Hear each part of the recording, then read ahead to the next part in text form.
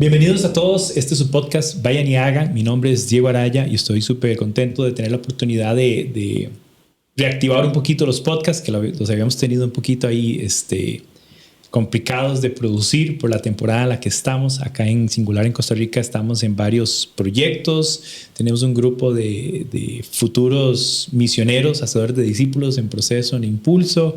Pero bueno, este episodio 35 queremos de hecho iniciar una nueva serie, y esta serie va a estar enfocada en cómo crear un ambiente que facilite y que promueva el hacer discípulos. Y para este episodio 35 me acompaña Lisandro Montenegro. ¿Cómo estás? De lo más bien, gracias por la invitación nuevamente, Diego. Todo bien. Lisandro es nuestro líder de país para Singular acá en Costa Rica y bueno, es importantísimo para nosotros iniciar siempre con el modelo de Jesús, y Lisandro particularmente ha tenido mucha oportunidad, y de hecho hace poco estuviste también en Israel y formándote mucho más en esta área, y queremos aprovechar esa expertise de Lisandro para conversar, y lo que queremos comenzar a comunicar con esta idea de un ambiente hacedor de discípulos. Y quiero explicar realmente por qué eso de ambiente.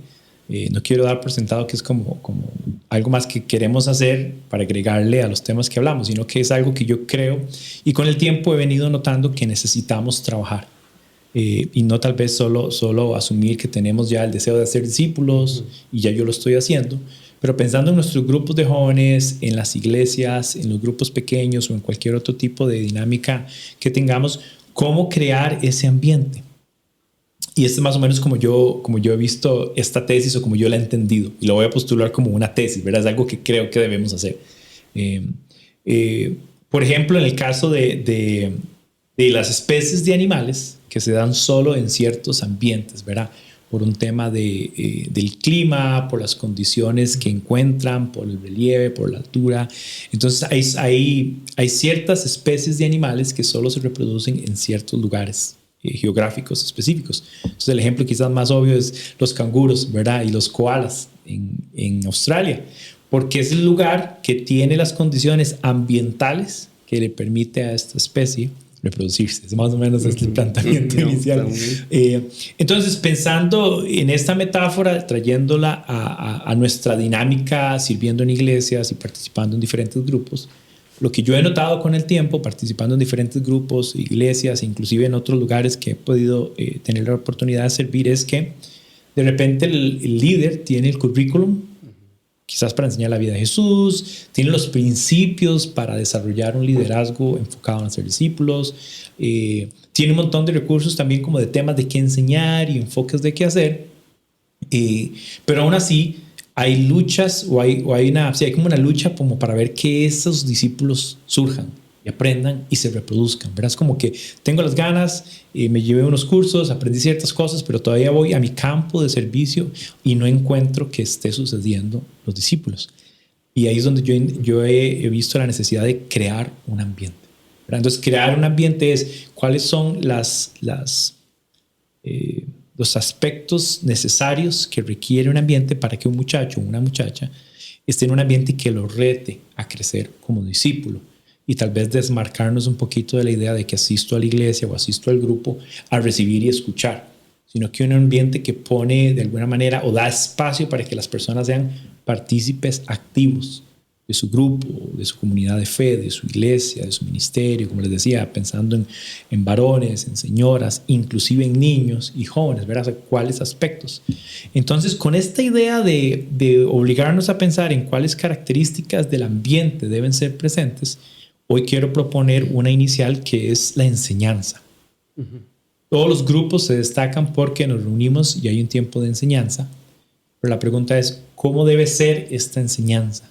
¿Qué características debe tener para que no solo sea una enseñanza y bien fundamentada en la palabra de Dios y bien estructurada y bien enseñada, sino que además tenga esas características que promuevan para el que está en ese ambiente ser retado como un hacedor de discípulos? Entonces, con esa idea en mente, Lisandro, quería preguntarte, ¿cuáles son cuál era la dinámica que existía, volviendo al tiempo de Jesús, ¿verdad? Y viendo el modelo de Jesús como rabí y sus discípulos? ¿Cuál era la dinámica que existía en aquel tiempo indagando en la cultura rabínica? Perfecto. Bueno, muy, muy honrado por la invitación, Diego, y por la oportunidad de hablar de un tema que me apasiona mucho, de que hemos descubierto recientemente que hay bastante información que muchas veces pasamos por alto. Y la frase, perdón, que siempre me ha irritado a mí es esto de hacer discípulos como Jesús, ¿verdad? Y muchas veces pensamos que Jesús lo hizo así, pero no indagamos realmente en cómo fue que Él lo desarrolló. Con respecto a la pregunta, algunas características muy particulares en la dinámica entre un rabí y un discípulo. Número uno, puedo pensar en la exclusividad que hay. Un muchacho no podía simplemente decir voy a ser discípulo de alguien. Debía ser por invitación. Y el rabí era muy particular en quién escogía o a quién escogía para que le siguiera, para que estuviera a sus pies. Era por un tiempo indefinido, ¿verdad? El que tiene la línea de tiempo y el horario del día es el rabí. Y el discípulo está dispuesto a seguirlo a donde él va y es por un tiempo indefinido. Hay una dependencia en el maestro completa. Una dependencia, bueno, que si él dice que vamos a viajar de Galilea a Judea, ¿por dónde nos vamos? ¿Cuál es el itinerario? Y si vamos a quedarnos 2 o 3 días en un lugar, es responsabilidad del rabí. Él verá cómo paga, cómo hace eso. Pero también hay una dependencia de la enseñanza y de la interpretación de la ley. El rabí se convierte en autoridad máxima del discípulo. Cuando el discípulo dice, yo he escogido el llamado que me das o he aceptado el llamado, es porque me voy a identificar con tu manera de interpretar la ley. Algunas cosas que es importante o algo que es importante recordar es que en la cultura del primer siglo, la cultura de la Biblia, inclusive hasta hoy día, pero de pronto se puede identificar un poco menos, es que no se separa el diario vivir con su fe.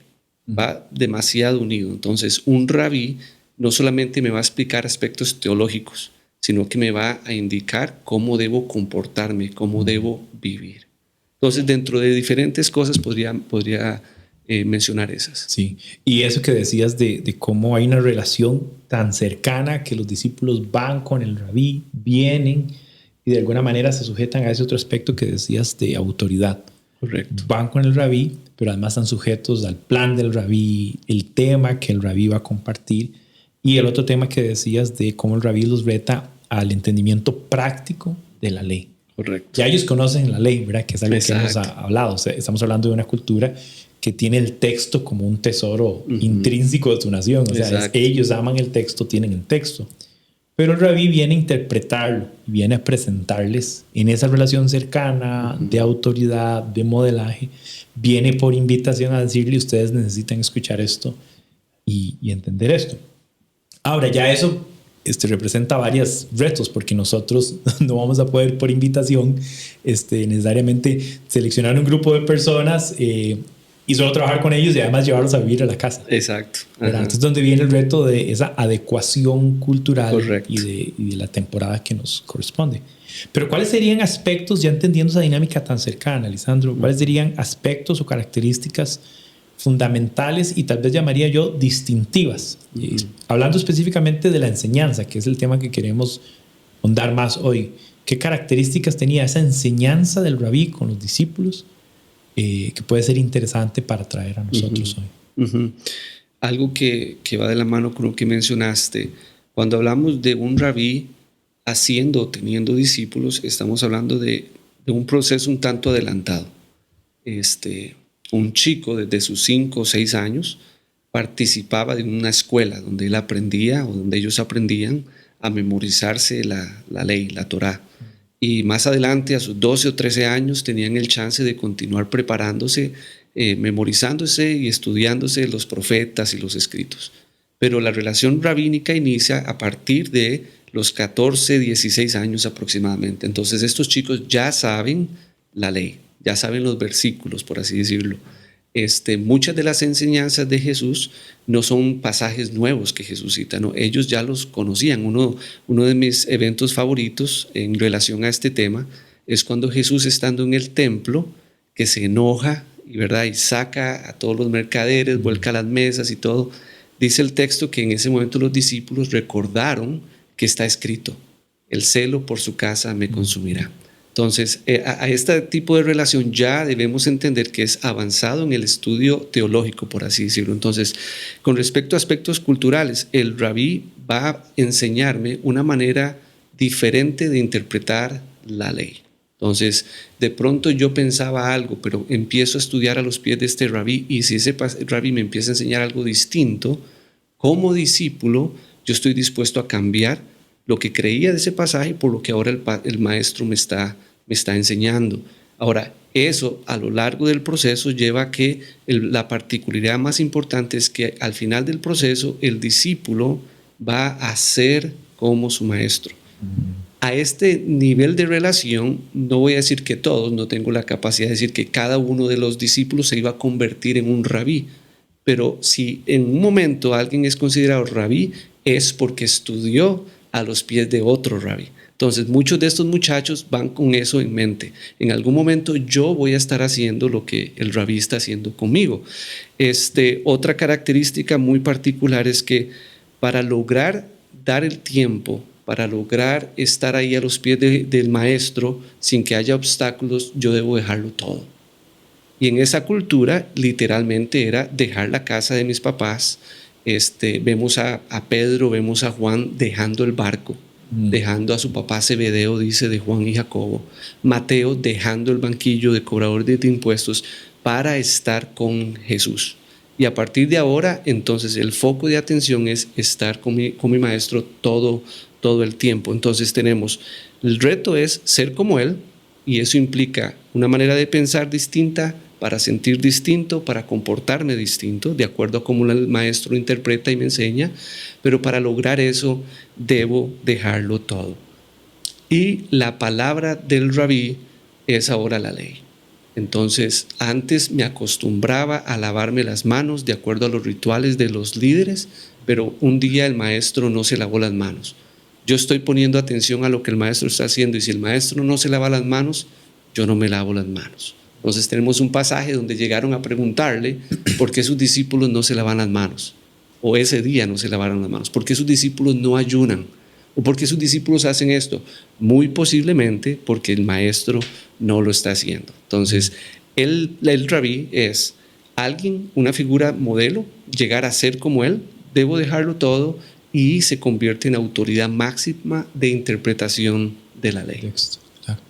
Y ya hay muchas diferencias en cómo nosotros además también asumimos el tema de la enseñanza.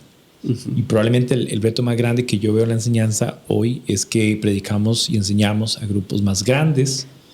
Obviamente no tenemos un vínculo y una relación con todo el público al que estamos hablando, entre otras grandes diferencias, ¿verdad? Pero la pregunta es cómo adaptamos, ¿verdad? Mencionabas, por ejemplo, el tema de la practicidad de aplicar el texto que ya ellos conocían, ¿verdad? Que es interesante. Yo también me encuentro en muchos grupos de personas que conocen lo que la Biblia dice, pero todavía tienen retos en qué significa para mi vida eso, ¿verdad? Entonces hay algo que podemos adaptar o adecuar que es importantísimo. Lo otro que decías, esto último, el modelaje. Tenemos a un rabí que no solo dice algo, sino que lo hace, que justamente lo reconocen, ¿verdad? Enseña no como los fariseos, sino como con alguien que tiene autoridad. ¿Quién es este? ¿Verdad? Que es esta nueva enseñanza. Se reconocía. Y el otro tema que mencionabas, que es el tema de que los discípulos luchaban con lo que el rabí les estaba mostrando, y sea que les pareciera o no, al final de su conversación, al final del tema, concluyen en que es así como dices. Claro. ¿Verdad? Sí, que correcto. Va con el tema de la autoridad. Tal vez no era como, bueno, yo pienso que es esto, pero como ahora el maestro dice que es así, entonces como si automáticamente ya dejara de pensar. No, ellos tienen que entrar en una discusión haciendo preguntas, y muchas veces el maestro, fue una de las características o las cualidades que hablábamos anteriormente en otra ocasión, es que el maestro hace preguntas y les permite que ellos lleguen a sus propias conclusiones, y a través de las preguntas le va guiando. Le sucedió a Nicodemo, por ejemplo, que vino con varias preguntas. Le sucedió al joven rico. Sí. Le sucedieron a varios discípulos o personas que querían ser sus discípulos, y él les hace preguntas. Entonces una manera muy práctica en el sentido de poner en práctica lo que valga la redundancia, lo que ya sé del texto y dejarlos chocar o luchar con, bueno, ¿cómo hago para llegar a entender el texto de la manera que el maestro lo hace? Sí, sí, y eso que estás diciendo me gusta mucho porque se ve el deseo de crear criterio. Correcto. Yo ya pienso una cosa respecto a ese tema, pero estas preguntas del maestro y lo que los otros discípulos están diciendo y lo que el maestro está modelando, me hace cuestionar, me hace tener mis propias preguntas, pero al final muero en la autoridad de lo que él dijo. Claro. ¿Verdad? Ese otro tema es importantísimo de adecuar, porque a veces tenemos modelos de enseñanza donde solo es una persona, obviamente el que habla, no hay tanta interacción o casi no hay del todo, y no hay chance para hacer preguntas, no hay chance para debatir, no hay chance para este tipo de cosas.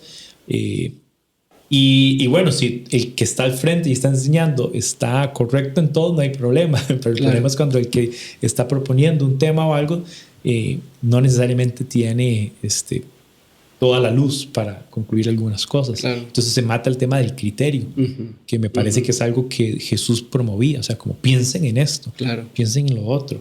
¿Qué creen ustedes esto? ¿Qué creen ustedes? ¿Verdad? Por ahí está la famosa pregunta de ¿qué dice la gente de mí? Exacto. Y bueno, ¿y qué dicen ustedes? Claro. ¿Verdad? Me recuerdo también el Sermón del Monte, ¿verdad? Que ustedes escucharon que se dijo A, B y C, más yo ahora les digo esto y esto. De hecho, lo que está haciendo es una dinámica rabínica donde está diciendo, yo sé que ustedes saben esto, pero yo quiero decirles esto. Y de hecho, esa manera en que Jesús lo hace es como elevar el estándar aún más alto de lo que ellos entendían con respecto a lo que la ley decía, con respecto al matrimonio, por ejemplo. Claro. Al adulterio y bueno, todos los temas que salen en el Sermón del Monte. Entonces, tal vez para llevarlo, Lisandro, a la comparación y a entender nuestro contexto, porque como estamos diciendo, tenemos un modelo en Jesús, sabemos cómo hizo las cosas, hemos venido indagando más en la cultura, pero cómo es nuestra cultura y cómo lo estamos haciendo para entonces modificar y agregar más de esas características que pudieran convertir nuestra enseñanza en un elemento que genere el ambiente que propicia el hacer discípulos. Yo tengo 3 cosas que quiero mencionar aquí, me gustaría escuchar tu opinión al respecto, ¿verdad? Pero usualmente nosotros vemos la enseñanza solo como un proceso de adquisición de conocimiento, ¿verdad? Estoy hablando ya de nuestro contexto. ¿Es eso cierto? ¿Cómo podemos mejorar o qué debemos hacer a partir de ahí? Sí, yo creo que el punto de comparación acá, bueno, primero que estoy completamente de acuerdo, ¿verdad? Las personas vamos a la iglesia o al domingo en la mañana, escuchamos la enseñanza, escuchamos el sermón y de acuerdo a lo que el pastor dijo, uno responde, estoy de acuerdo o no estoy de acuerdo, ¿verdad? Es muy intelectual y eso no está necesariamente mal, es como funcionamos como occidentales, por así decir, una manera muy griega de pensar. En la cultura de Jesús no era si estoy de acuerdo, es ahora qué hago con esto. Es algo muy práctico. Pero también quería anotar de que estamos hablando de una cultura de hacer discípulos que es muy de lo cotidiano. Jesús hace discípulos, es una relación diaria, está con ellos constantemente. Entonces ese es el primer reto, que si queremos crear un ambiente hacedor de discípulos, particularmente con la enseñanza, no nos podemos conformar con solamente lo que hacemos el domingo en la mañana desde el púlpito. Sí. Es bueno, tenemos que seguirlo haciendo, causa que la gente se motive, pero si es lo único que estoy haciendo en relación a la enseñanza, no vamos a crear un ambiente hacedor de discípulos. Entonces yo creo que a partir de ahí no es que uno esté mal o mejor que el otro, simplemente es que debemos, como tú dices, adaptarnos. Entonces si vamos a caminar en crear un ambiente hacedor de discípulos en la parte de la enseñanza, como predicadores debemos llevarnos el púlpito a la casa y debemos compartir con las personas, invitarlos a cenar, invitarlos a tomar café o tomar ratos durante la semana para estar juntos, porque el poder de la palabra que yo digo o que yo predico el domingo se reflejan como vivo y necesito invitar a la gente a ver eso. Entonces, eso es una particularidad. Entonces, ¿cómo evitar? No se trata de evitar, pero cómo ir en contra de la corriente de solamente pasar información. llevándolo a la práctica y siendo vulnerables y abriendo la casa o exponiéndome más a estar con las personas. Mostrándonos. Sí. Que de hecho es interesante, ¿verdad? Que matar un poquito la distancia que existe a veces entre el expositor y el receptor, sí. ¿verdad? Que obviamente nosotros tenemos púlpitos y escenarios y a veces inclusive ya eso marca una diferencia. Yo pienso mucho también en el que desde la perspectiva del que enseña, a veces estamos muy enfocados en compartir a la gente todo lo que yo sé respecto a ese tema. Entonces muchas veces es una avalancha de información, de datos, de textos y de contexto, y al final desde el punto de vista tal vez técnico o desde el punto de vista de sí, cuánta información compartiste, muy bien, pero volviendo al punto, es ese el fin último de la enseñanza, o sea, descargarle a la gente todo lo que sabes de un tema. Y si puedes decir 1 o 2 palabras en griego o en hebreo en una enseñanza, mejor, más quedas bien con la gente. No, una vez alguien me recordó, me enseñó, uno tiene que entender que de lo que yo expongo en 30, 40 minutos, es del 20 al 30% de lo que aprendí en mi investigación. Claro. Debo preocuparme más por motivar a la gente y darle ideas a las personas de cómo llevar eso a la práctica, que ellos se den cuenta o que digan, ¿cómo sabe él? ¿Verdad? Aquí la idea en la enseñanza, creando un ambiente hacedor de discípulos, no es que el pastor o el líder salga aplaudido, es que las personas que nos escuchan salgan retadas y digan, me están invitando, retando a hacer algo, no tan solamente a saber algo. Claro, y no solo como crear la admiración del que está al frente, ¿verdad? Entonces, es un gran reto decir, por supuesto, vamos a compartir nuestro conocimiento, lo que hemos venido orando y explorando y lo que otra gente nos ha enseñado, pero con el propósito de que haya un reto vivencial y práctico en la vida del que lo está escuchando y lo está tomando, ¿verdad? Eso me lleva al segundo punto, ¿verdad? Que es que no enseñamos con la idea de, vamos a ver, de que el que está exponiendo sea la figura, ¿verdad? O sea, la enseñanza no es un ejercicio en el que entonces el maestro o el predicador o el pastor es el centro de la atención y es hasta una figura. Y pongo figura porque vivimos, otra vez entendiendo la dinámica de iglesia y de movimientos y de tendencias, vemos un perfil de predicador o de expositor al estilo como de rockstar casi, ¿verdad? Como, entonces hay un tema de popularidad y un tema de relevancia, de cuántas personas escuchan tus enseñanzas y todo esto. Entonces, ¿cómo hacemos también para evitar ese tipo de enseñanza tan centrada en la figura del que lo hace? Bueno, ahorita mientras hablabas, veo que el problema no ha cambiado. Jesús también les reclamó, ¿verdad?, a los fariseos, que ellos estaban más preocupados por verse bien por fuera que su corazón. Y hay un versículo que a mí me reta mucho, y debemos estarlo memorizando y repitiendo. Jesús le dijo a sus discípulos, todo lo que hagan los fariseos, háganlo, pero no vivan como ellos. Entonces, cuando enseñamos la palabra de Dios, yo creo que necesitamos recordar que a lo más que logramos llegar, a mí me gusta decir, basado en Juan 15, es hacer una bandola, o bueno, acá en Costa Rica relacionado a la mata de café, ¿verdad? Pero hacer una rama, ¿verdad? Es lo más que llegamos a hacer. Entonces, empezamos con reconocer de que hay un maestro, y Jesús les invitó a sus discípulos a pensar así, no se hagan maestros de nadie, hay un solo maestro. Entonces, el que enseña o los que enseñamos debemos tener eso bien claro. Somos solamente hacedores de discípulos, apasionados por la palabra, motivados a que otros aprendan, pero no somos superiores a nadie. Alguien hace mucho tiempo yo recordaba que decía, debemos oler más a oveja que a micrófono, ¿verdad? Nos gusta mucho tener el micrófono en la mano, pero no pasamos tiempo con la gente, y la razón que no pasamos tiempo con la gente o con otros discípulos es porque no queremos ser vulnerables, no queremos exponernos a... Entonces, volviendo al tema, creando un ambiente hacedor de discípulos en cuanto a la enseñanza, debemos reconocer que no somos perfectos y tampoco es pregonar nuestras imperfecciones, no estoy diciendo eso, pero abramos las puertas de nuestro horario, de nuestro corazón, de nuestra casa, para conocer a la gente a quien estamos invirtiendo. Sí, este tema también de figurar al final se interpone, porque la gente está tan tan enfocada en seguirme a mí como persona, como figura, que la relevancia del texto en sí se pierde. Y al final, no importa quién esté al frente enseñando, la autoridad y el valor más grande va a estar en el contenido, o sea, en la palabra. Correcto. Entonces, si debe haber una figura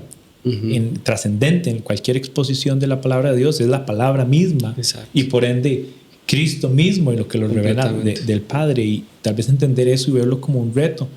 Que otra vez va a ser un reto grande, porque otra vez vivimos en una sociedad donde además te aplauden. Exacto. Y te ven, y las redes sociales, y va a pasar en cualquier escala.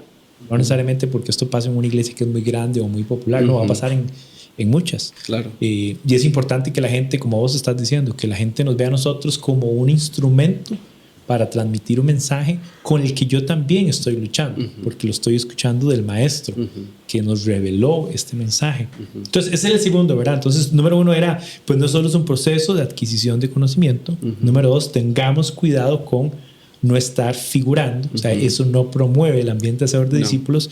Y un tercer aspecto que veo en nuestra sociedad es este expositor que se enfoca tanto en animar e inspirar, que al final es mucha frase, mucho positivismo, mucha euforia y emocionalismo, pero el mensaje se diluye. Ahora, no estoy diciendo que no debemos animar, porque la Biblia enseña que debemos animarnos unos a otros y estimularnos a la fe y a las obras y todas las cosas. Muy bien. Pero ¿cómo eso promueve un ambiente hacedor de discípulos? Si te digo que sos un campeón, mira que sos victorioso y no sé qué más. Sí, está bien, pero necesitas transmitir un mensaje que rete a esa persona otra vez a la practicidad. Entonces, no sé qué comentarías respecto a este tema de enfatizar tanto en el animar y el inspirar que se diluye el resto. Bueno, ¿cómo comentar? Tratando de hacerlo con mucho cuidado, porque no sé a dónde está llegando, ¿verdad?, el podcast o a qué nivel o a la audiencia, pero sí es algo que nos choca mucho cuando usamos el micrófono para ¿cómo se llama?, expandir un poco nuestra popularidad y diciendo cosas que la gente solamente quiere decir para yo quedar bien. Volviendo a lo de la cultura rabínica, y como decíamos hace un rato, la meta del rabí era interpretarles a los discípulos el texto y con su vida modelarles lo que él está diciendo. Yo creo que en la cultura hacedora de discípulos siempre la enseñanza nos debe llevar a la práctica. De todos los 30, 40 minutos, si es una hora, pues le animo a que sea un poco menos de eso, pero debes decir algo que la gente dice, hoy me retaron a hacer esto. Jesús en una de sus enseñanzas, ¿verdad?, dijo, el que viene a mí y escucha lo que yo hago y se va, está construyendo en arena. Note de que sí hay una idea de llegar y escucharlo. Pero dice, pero el que viene a mí, escucha y hace, entonces construye sobre la roca, para que cuando venga la tempestad, porque a ambas personas les va a venir la tempestad, tanto al que solamente escucha como al que escucha y obedece, va a venir la tempestad. Pero quien logra aplicar y hacer de los principios bíblicos un estilo de vida, va a ser una persona que va a tener la fortaleza para poder enfrentar la tormenta. Entonces, de que nos toca animar, claro, yo creo que parte, y no solamente es como el carisma de la persona que está al frente, yo creo que es también la capacidad de comunicar, que es otra cosa. Si estamos hablando de una audiencia donde, porque yo soy el pastor o el líder y tengo 40 minutos de mi tiempo, si no me preparo y solamente voy a ir a repetir versículos o a repetir la 18 que dice hace 2 años, no es correcto. Tenemos que mejorar en nuestra manera de comunicar también. Pero siempre, no importa si es un taller o si es una enseñanza o si es una conferencia, debemos llevar a la práctica. Debemos decir, con esto quiero decir de que tener la oportunidad de memorizar un versículo, de perdonar a alguien, envíele un mensaje a alguien en este momento, invite a alguien la próxima semana, tómese un café con alguien, pero siempre debe ir empujándonos a vivir distinto. Sí. Gracias, bro. Y algo, tal vez para ir cerrando, quiero mencionar ahora o queremos comentar 3 cosas que sí definitivamente tienen que distinguir el estilo y el formato de enseñanza. Si lo vemos a modo de, volviendo al Sermón del Monte, que hemos comentado un par de versículos del Sermón del Monte, si lo vemos a modo de ayes y bienaventuranzas, tengan esos 3 años, ¿verdad? Cuidado con solo compartir conocimiento, cuidado con solo que la gente se centre en mí como figura de expositor, y cuidado con solo animar e inspirar. Pero bienaventurados, y esas son las 3 cosas que queremos compartir, ¿verdad? Bienaventurados si hacemos que la gente quiera pensar y meditar en el texto, porque era justamente lo que nos estás diciendo que el rabí buscaba hacer con sus discípulos. Correcto. ¿Sí? El otro tema es buscar la aplicación práctica, que le hemos mencionado varias veces. La aplicación práctica es: escuché esto, ¿cómo esto me está mandando a obedecer? Exacto. Tiene que haber siempre un reto práctico con el que la gente pueda salir y decir: qué lindo lo que escuché, me animó, pero necesito tomar decisiones. Entonces estoy adquiriendo conocimiento, sí, pero me está retando a un accionar de fe y de obediencia, sobre todo, ¿verdad? La aplicación práctica siempre me va a llevar a obedecer, y la obediencia siempre refiere a estoy dando la autoridad a Jesús para creer en su palabra, para yo además obedecer y sujetarme a esa palabra, creer esa palabra. Y número 3 de cosas que sí debemos meter en la enseñanza es buscar que la gente, cuando escuche el mensaje, de una vez se sienta retado a compartirlo con otro. Que para mí, y por eso tal vez lo escribía en estos 3 niveles, soy retado a tener criterio, a pensar y a meditar. Ok, ese es un primer proceso. Un segundo proceso es: ok, ¿cuáles decisiones debo tomar? ¿Cuáles cosas prácticas deben pasar en mi vida? Y un tercero es: ¿quién más alrededor mío necesita escuchar esto? Claro. Entonces, esas 3 características hacen de la enseñanza que estás dando en el grupo de jóvenes, el grupo pequeño o en la iglesia en general, hace que ya tenga una dinámica más hacedora de discípulos. Y a eso me refiero, a ese ambiente. Creo que cuando la gente participa en un lugar donde siente que está siendo un ente activo, y no solo alguien que está como un espectador, que es la otra idea también que tengo en la mente en la metáfora, ¿verdad? Un ambiente hacedor de discípulos te hace una persona que está, que tiene un rol, que está participando, ¿verdad? Entonces esas 3, no sé si quieres comentar alguna de ellas más en detalle, pero esas son 3 cosas que sí debemos hacer para crear ese ambiente. Sí, es esta parte de reproducción o de multiplicación que un ambiente hacedor de discípulos debe estimular. Y desde el inicio yo creo que va a marcar la diferencia en una comunidad de fe que está enfocada más en el líder o en el nombre de la congregación que en hacer discípulos o ser discípulos que hacemos discípulos. No que otra vez que una cosa sea mejor o que la otra, porque tampoco nosotros queremos caer en ese mismo hueco de decir que solamente como nosotros lo entendemos lo decimos. No es el punto para nada. Pero volviendo al tema, cómo crear un ambiente hacedor de discípulos cuando cada persona sabe que está invitada a participar. Sí. Y una de las maneras de participar es enseñando lo que aprende a alguien más. Y llega un punto que con el tiempo, con los años, sabemos de que lo que nos están diciendo acá, yo voy a primero analizarlo para mi vida y ya tengo material para comunicarle a alguien. Claro. Es ahí cuando uno puede decir, estamos llegando a crear un movimiento hacedor de discípulos a través de una iglesia local. Claro.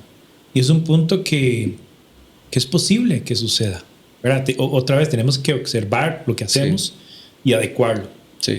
Ver el modelo y replicarlo y adecuarlo a nuestra realidad. Pero 2 cosas también con de compartir. Cuando alguien comparte, es como el proceso último en su capacidad intelectual, porque cuando sos capaz de enseñar a otro, es porque ya fuiste bueno en entenderlo, en asimilarlo, en aplicarlo, y cuando lleva a ese punto ya hay algo muy profundo que ha pasado en ti. Claro. Por eso siempre se dice, el que está al frente es el que más está aprendiendo. Exacto. Entonces esa es otra cosa importante. Y bueno, la otra cosa que quería decir con el tema de compartirlo es que responsabiliza de alguna manera a que cada creyente en este ambiente es un reproductor de la palabra de Dios.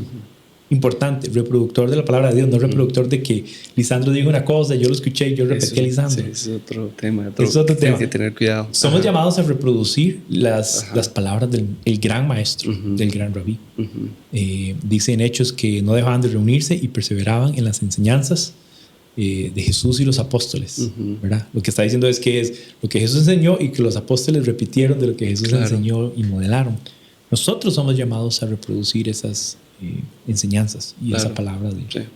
Y si puedo agregar algo, Diego, yo sé que ya estamos aterrizando, pero intencionalmente crear un ambiente hacedor de discípulos, termina exaltando a Cristo, exaltando a Jesús. Toda la palabra de Dios se trata de Jesús, así que ya sea que estemos explicando historia o cultura antiguo testamentaria, o que me venga el Apocalipsis, o que ande por las cartas de Pablo, o me quede en los evangelios, hablemos de Cristo. Lleguemos y aterricemos en el modelo perfecto que es Él, y no yo, no lo que yo pienso o lo que otro montón de buenos teólogos que hay ahí dicen, porque muchas veces terminamos exaltando más a una persona famosa por una frase célebre que dijo y dejamos a Jesús a la par. Y otra vez, no estoy pensando en alguien específico, pero debemos ser intencionales al crear un ambiente o una cultura hacia discípulos que Jesús es exaltado y que aterrizamos en la persona y obra de Jesús. Claro. Gracias, bro. Buenísimo. Es un tema que nos apasiona y podríamos hablar un montón de rato más al respecto. Gracias por la invitación, Diego. Sí, y bueno, vamos a continuar exponiendo un poco esta tesis. Otra vez lo estamos presentando como, bueno, creemos esto, ¿verdad? Y queremos que estén pendientes de los siguientes episodios donde vamos a explorar otros aspectos en cómo podemos crear un ambiente que reproduce y que de alguna manera potencia el hacer discípulos. Hoy nos enfocamos mucho en la enseñanza, en qué tipo de enseñanza, pero les puedo adelantar que vamos a hablar de las dinámicas de reunión, cómo son, cómo están estructuradas. Vamos a hablar de la estructura en general de tu ministerio, de tu grupo de jóvenes, de tu iglesia, y vamos a hablar de temas de cultura, de valores. Así que no se lo pierdan. Nos entusiasma poder compartir y que de alguna manera esto sea como una herramienta también para motivarlos a ser discípulos. Eso es todo lo que queremos hacer acá en Singular. Así que este fue el episodio 35. Por favor, búsquenos en las redes sociales, compartan este link, compartan este podcast para que otras personas tengan la oportunidad de sentirse retados en los temas que estamos compartiendo. Así que, Lisandro, muchas gracias por acompañarnos. Un gusto. Dios te bendiga. Amén, buenísimo, igual. Y bueno, todos se cuidan en casita. Bendiciones. Vayan y hagan.